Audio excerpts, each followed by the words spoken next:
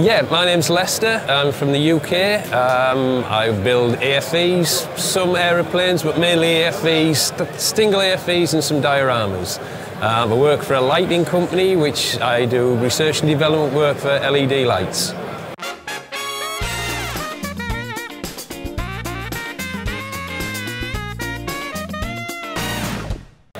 I think it's probably weathering. I enjoy all aspects of the hobby, but it's probably trying to recreate realistic weathering.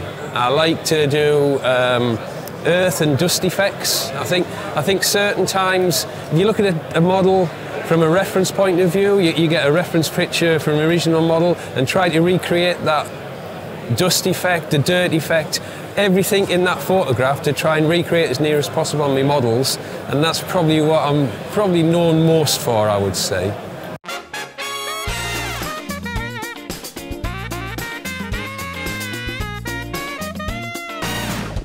No, this is the second one. We went to the World Expo in Chicago, which was in the, I can't remember what year that was now. I think it was 2017 or 19. Anyway, yeah, we've been to the World Expo in Chicago. This is the first one in Europe I've been to. Really, really impressed. The amount of entries, the actual standard that we're seeing, as Ivan already said, that the standard's fantastically high. The amount of models on the table, actually seeing people again, just actually meeting people, it's just really, really good. And the World Expo everybody tries to up the game a little bit to make sure that the models are very good, but for the World Expo, people try to make them just that little bit better, that little bit more dynamic, so it catches the judge's eye, hopefully get a medal. So that's what the World Expo is sort of, it's a special event. It's special. All model shows are good, but the World Expo just has that little edge to it, and especially with the fact it's not every year, so you only get them every 3 years. So you kind of have that 3 years to sort of make something really special and put a lot more effort into it.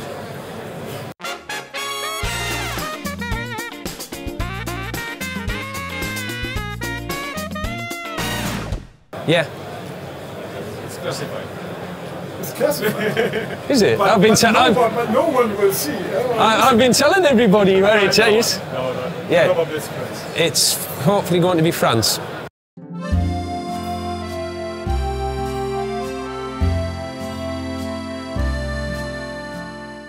So I think it's kind of decided to come back to Europe, and also the way the World Expo works is, I understand you have to put a bid in to host it.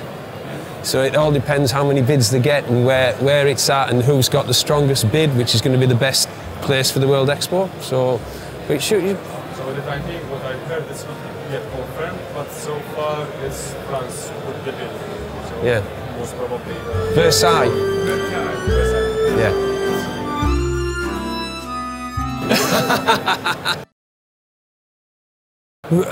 Yeah, it's an honour to be asked to be a judge, because you're given the responsibility of judging some fantastic models by probably the best models in the world. So it's a big responsibility, but it's also a really pleasure because you get to see the models really up close. So you actually get the opportunity to study, look at some of the most fantastic pieces of work that you're ever going to see in the modelling world. So that's a really good part of judging, and also it's nice, I think, that if the judges are recognised as good modellers or good in their field, that whoever's putting something into the competition, they can kind of feel confident that it's going to be well judged, hopefully, and also it's going to be fairly judged, and the guys that are looking at their work actually know about their work, what the actual techniques the model is trying to put across, what actual story he's trying to tell. Because if you actually make models yourself, you can appreciate the amount of work these guys have had to put into it, and it's also kind of, you feel like you're part of the bigger community. You feel like you're actually in a really good community of good people, and it's difficult to describe, but it's sort of a little bit anxiety that you don't make a mistake, but also it's just nice to think that, yeah, we can make people happy by giving them medals. And as we said earlier, that the whole concept of the World Expo is that you encourage people. And there's nothing better to see in somebody's face when you meet them on a Friday night or a Saturday night and they say, I've got something in the competition, I hope it does this, I hope it gets an award. And then you see them on the Sunday when they pick the award up, they're just so happy, and also they go away and they want to build more models. And that's good for the hobby, good for that person, and just generally good feeling all round.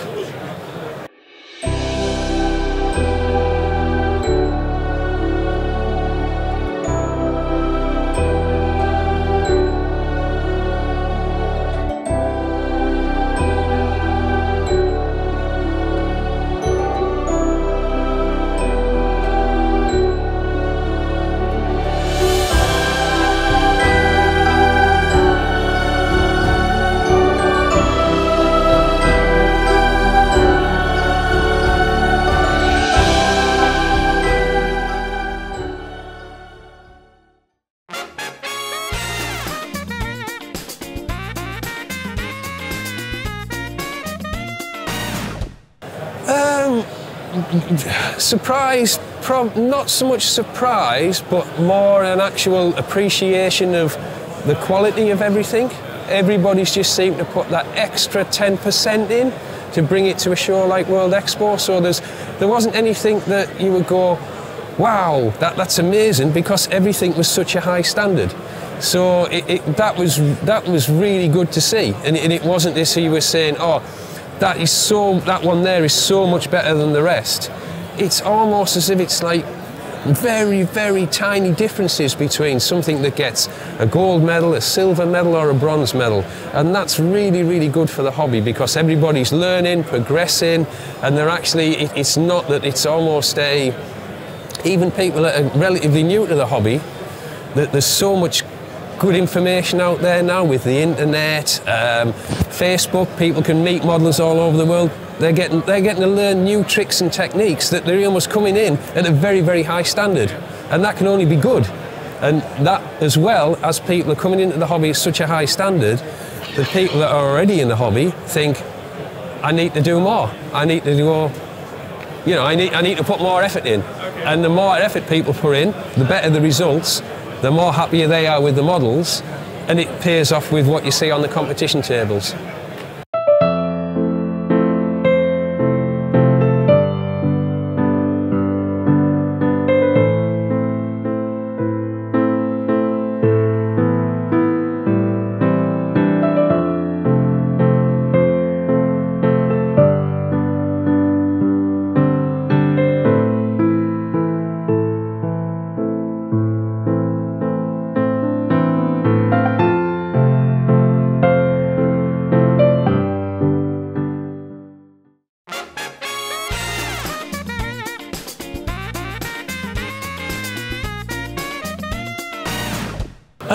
Right. First of all, to be a successful modeller, the first thing they've got to do is just enjoy it. They've got to have fun. If it's not fun, then why do it? So the first thing you've got to remember is, if you want to get better, always remember that you need to have fun doing it. If it's not fun, then there's something not really right in what you're doing. But I think what it basically is learn the basics.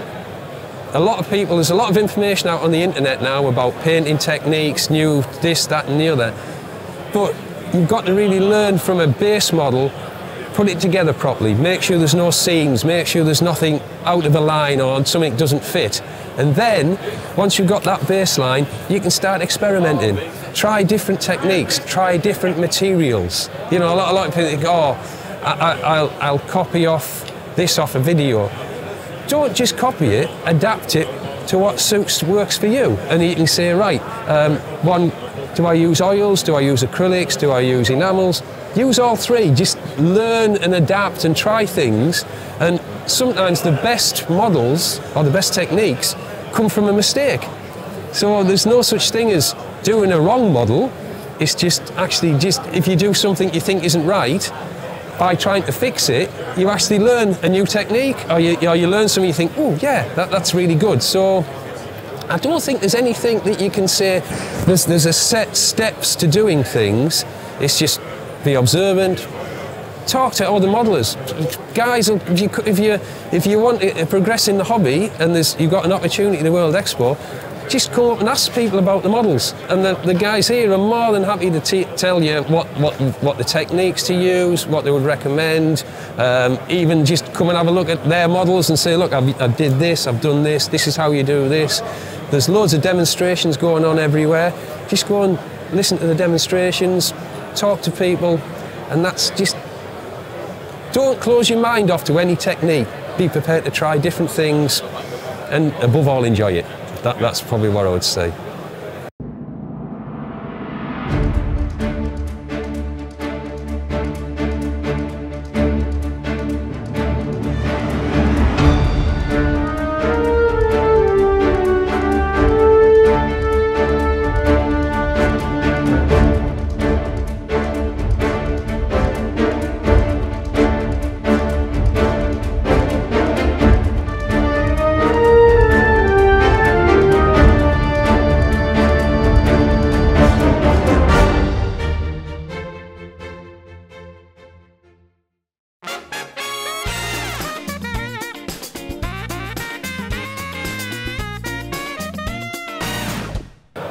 I think the hobby's definitely kind of going towards more of a fantasy paintwork and everything, which is perhaps the younger generation don't feel as constrained by reading through reference books and having to follow historical accuracy, so they can be a little bit more creative, which goes hand in hand with the computer programs, the 3D printing that's available.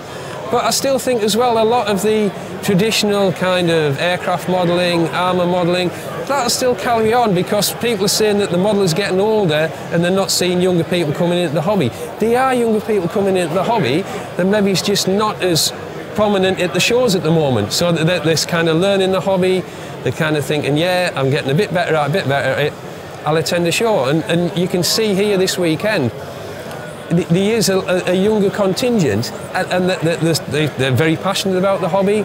They want to get better, and they're still buying the kits. Everybody's sort of producing kits, so it's almost like a golden era. And I think it's only going to get better. So if you first started into the hobby, and you might find, oh, I would struggle to do this because of the detailing kits, the etched brass was hard to work with. Now 3D printed equipment makes it so much easier, so people can sort of get past the basic building and into the painting which they enjoy. So I think the hobby, people will say it's in a decline. I don't think so. I think it's actually it's probably very steady and actually growing in certain areas. But also what happens is certain people start off with one form of the hobby. Say everybody started off building planes. It's a standard thing. And then they progressed, they tried something else, then they went on to figures, and a lot of people seem to progress that way. But then some people, some modellers in the other respect, they actually build and paint figures, and then they decide, oh, I want to build a tank to fit these figures into, because the more quality figures that are on the market, there's more options for what you can do with them. So I think it will still be here, and I think it may change slightly, but with the internet, 20 years ago, you couldn't talk to anybody. Now there's a worldwide modelling community, so that will keep it going, I'm sure. I hope so, put it that way.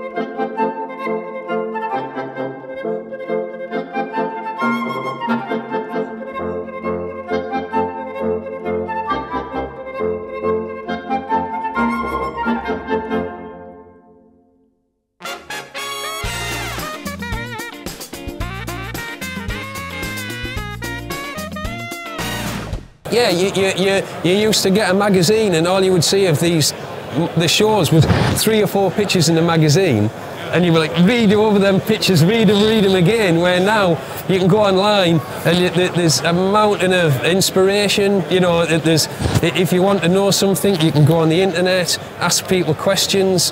If somebody's wrote a book, you can actually, if he's on Facebook, he'll answer the questions for you. So that's got to kind of be only good for the hobby, and that's got to kind of make the hobby grow and progress. So yeah, I think it's going to be good.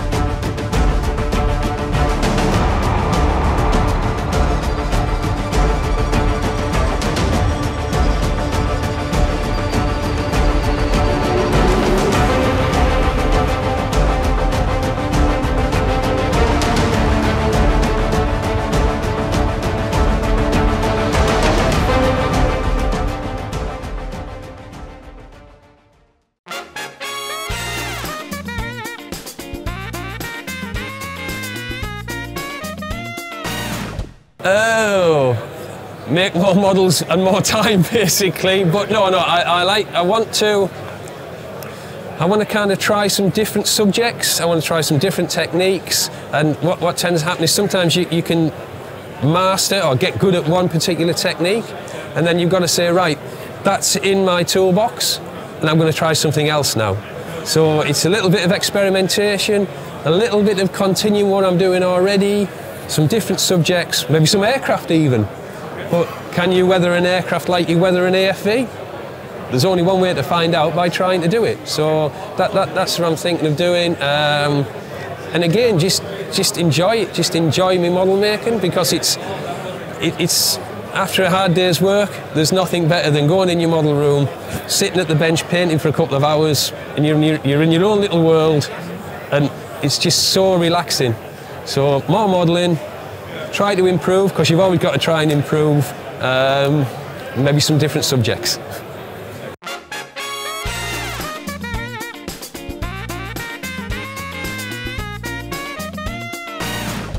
So, thank you very much.